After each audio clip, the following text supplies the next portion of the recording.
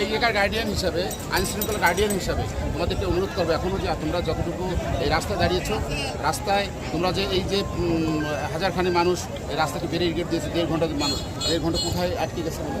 একদম ময়মনসিংহ ছাড়াই গেছে। 1-2 মিনিট ছাড়লে কোথায় ছেড়ে যায়? এই যে বাংলাদেশের মানুষ দেখতেছে তোমরা আটকায় রাখছো শিলপুর পাশে, এটা দেখতেছে সবাই।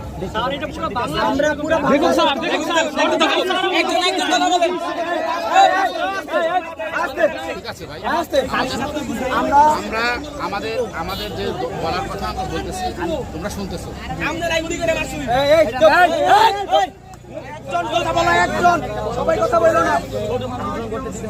ধন্যবাদ।